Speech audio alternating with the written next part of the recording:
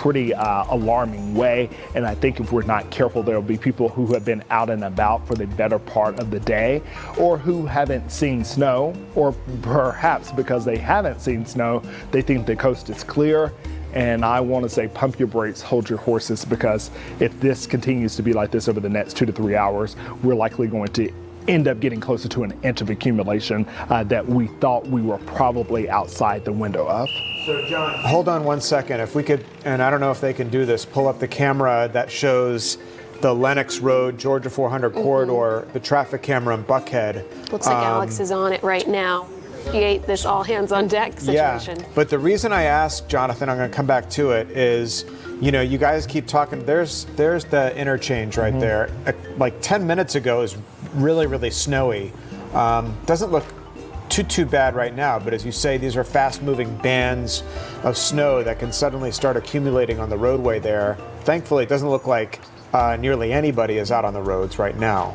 But is there a story tomorrow where up in the further reaches of Gwinnett and some of those outlying counties where they have significant amounts of snow and precipitation on the ground and the temperatures take a dive? Is there a story out there tomorrow where people are going to have to be super duper careful out on the roadways because there's going to be a ton of frozen precip left behind?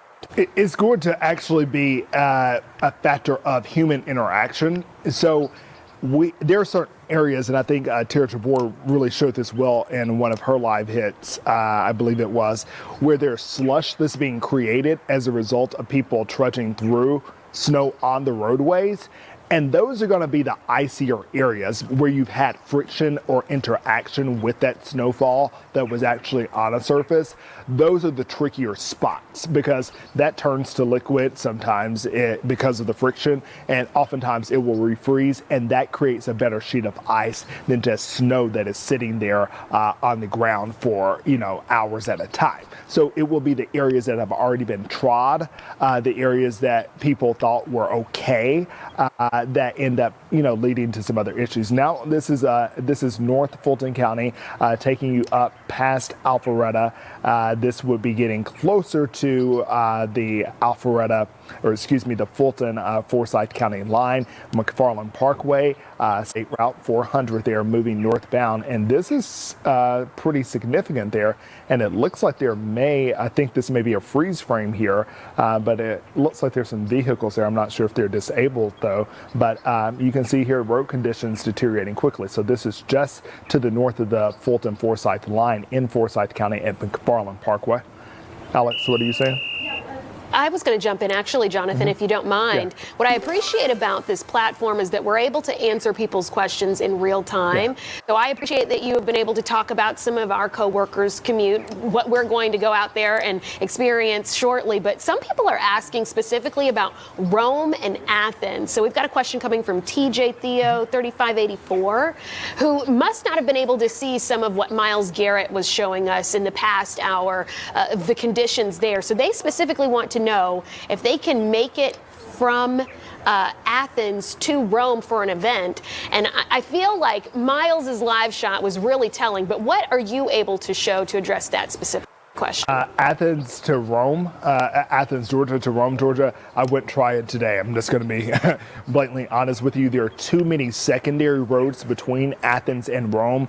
Rob DiRienzo has been trying to make his way into Athens and really got stuck there in Gwinnett County. What you're looking at here is another radar that we have to work with here. But if you were to get on 29 or 78, for that matter, 29 or 78, no matter how you want to get, those are your two options to get to 85 or to get into the Atlanta metro area from Athens, from Clark County. Clark, Oconee counties, if you need to get out, you could possibly take 129 that takes you up to Jefferson and 85 there, but it's really 29 or 78. That's the only way out. And you're going to run into issues in Barrow County. There's Winder there, maybe not in Winder proper. If you take a trip through Walton County, that's not going to work because once again, and keep in mind, while we do treat these roads like they're interstates, these are highways.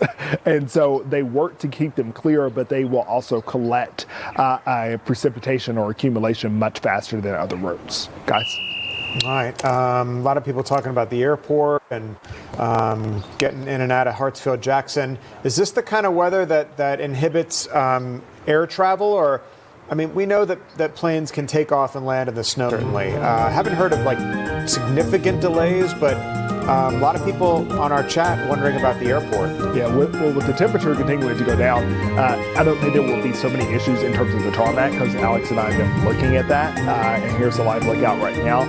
But what you're going to find with the temperature being at some 23 degrees right now in Atlanta is the de-icing factor. And de-icing is something that it happens faster. You guys know this. You've been in Boston and Chicago. They can de-ice a plane there quickly. Here in Atlanta, we don't de-ice planes so quickly. Yeah. So for your afternoon, late afternoon, and evening flights, I don't think they're going to be in exact peril because of the current weather situation in terms of the atmosphere. But with the temperature dropping and there being precip out there, they're going to have to likely start their de-icing efforts, and that just creates delays. That's as simply as I can possibly put it, that will be the attendant issue until there are issues on the tarmac. And it looks like, at this present moment, that there is no accumulation sticking there. But you have to consider where you're flying to. If you're trying to fly into the Carolinas, Forget it's a no-go for today. Yeah. We've seen planes coming in and out, so it looks like things are running there. Okay, Jonathan, thanks. Our winter weather continues now. I want to bring you up to Gainesville. Yeah, Tara Jabor has been showing us the conditions there. At last check, they were quite slushy. Is the snow still falling significantly where you are? But it's a lot less than what we were seeing about an hour ago. This is Jesse Jewell Parkway over here, and as you can see, the roads, they look pretty good right now. They are a lot clearer than what we showed you guys just an hour ago, but of course there still is that slush. Now they got about 3 inches of snow so far here in Gainesville. Hall County is asking people to stay off the roads. They really want people to not be on the road. A very heavily trafficked area, which sometimes can help in this situation. When you're getting the tires, all that traction on the roadway, it can help get rid of some of that precip that accumulated there. So Tara Jabor, we appreciate you being our eyes, and we will check back in with you soon. Thanks. We do want to focus our attention now on Gwinnett County, that has really just been the snow blanket of the afternoon. I'm curious to see if the snow is still falling Conditions there. have been pretty bad there. Let's get out to Annie Mapp, who is all bundled up. Scarf now, Annie, wrapped around you. Looks as bad now as it was when we last checked in with you. Shaking her head and all. It is. Brrr, I'm freezing. It's way colder than when we spoke to you. I think about an hour or so ago. It's way colder.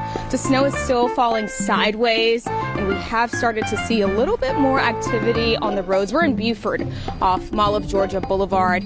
With not really even DeKalb County taking the hit. It was Gwinnett County, the Metro County, and maybe even some parts of Forsyth, but Gwinnett County ended up being the area. Of course, we thought Hall and Clark counties would be part of this, and certainly all of those counties up to the north and to the east of those locations, but it ended up being, at the end of the day, it was Gwinnett County, especially to the north of Lawrenceville. They got hit hard with this storm, and we're seeing some really impressive amounts, and so yes, the forecast is indeed lining up.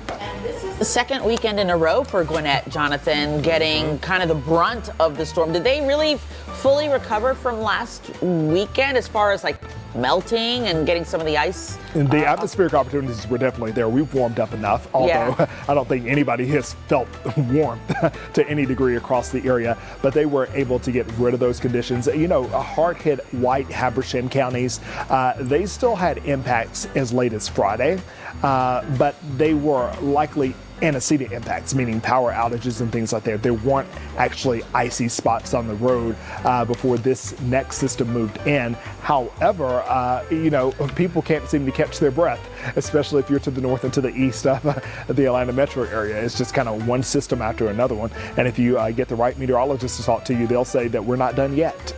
Oh, is that like hint? Like Mother Nature might have another. There's an old song that used to be sang in the church, and it's saying, "Lord, teach me to take it one day at a time." I do a 7-day forecast, and I stop it right there. Meteorologist Alex Forbes, he's a big long-term guy, and he'll show you things that will freak you out for the month of February. I'm just going to be honest. Oh boy, one day at a time, sweet Jesus. That's all I'm asking of you. Yes. And this is why we have the best Fox 5 Storm Team meteorologists in the business working here. Jonathan, Alex, David Chanley. You guys are going to stay on top of it and keep everyone updated throughout the storm and through the next one, possibly. Thanks, Jonathan. Wink, wink. And we have been receiving a lot of new video and pictures coming into the Fox 5 newsroom from viewers like you. Yeah, this is fun. Good days, Paul Miller. Fall that would accumulate. The heaviest now kind of exiting our area and really plaguing the Carolinas right now up here across parts of South and North Carolina into the evening hours. So, yeah, it's a storm that's still getting wound up and will impact a large area up and down the East Coast. We're going to talk about temperature trends on into the new week. All that's coming your way in a few minutes. David, thank you so much. Let's check in the conditions up in far North Georgia, up in Blairsville. Yeah, let's go to Fox 5's Denise Dillon, who has been there for us all afternoon. What's the latest there, Denise? What are you seeing on the ground?